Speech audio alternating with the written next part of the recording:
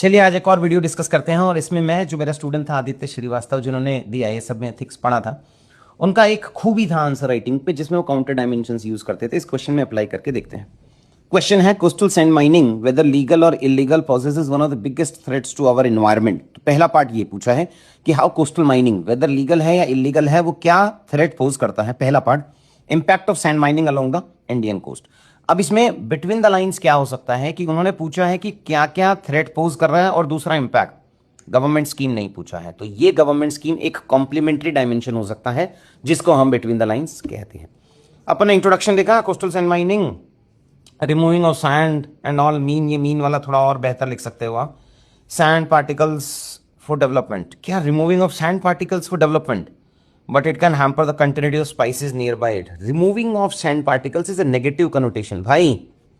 तो ये इंट्रोडक्शन जो है वो थोड़ा और इंप्रूव हो सकता है, मुझे ऐसा लगता है। रियल टाइम में आप इंट्रोडक्शन की डेफिनेशंस मत बनाएं, खराब ही बनेगी। एग्जाम माहौल में रियल टाइम में अगर आप डेफिनेशन बनाओगे खराब बनेगा।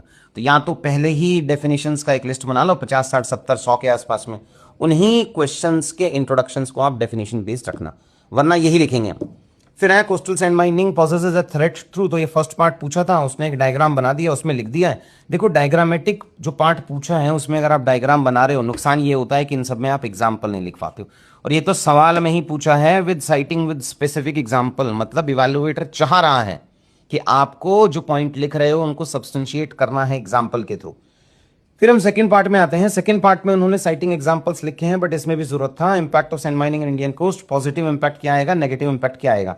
ये अच्छा किया है बच्चे ने कि नेगेटिव इंपैक्ट ज्यादा दिखाए हैं और पॉजिटिव इंपैक्ट कम दिखाए हैं। सैंड माइनिंग करेंगे तो उसका एनवायरमेंट पे, इकोनॉमिक पे, लोकल पॉपुलेशन पे, सेफ्टी सिक्योरिटी पे, इंडिया की इंटरनल सिक्योरिटी पे नेगेटिव इंपैक्ट ज्यादा होंगे। तो नेगेटिव पॉइंट अपने ज्यादा होने चाहिए थे और पॉजिटिव वाले कम होने चाहिए। तो ये बढ़िया काम किया है इस बच्चे ने।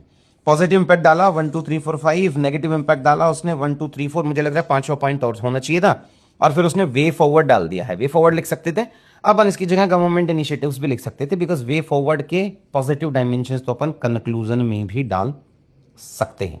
ये एक्स्ट्रा पॉइंट है जो क्वेश्चन में नहीं पूछा है, बट आइडियली आपको लिखना चाहिए, जिसमें हम 0.25 मार्क्स एक्स्ट्रा फैच कर सकते हैं।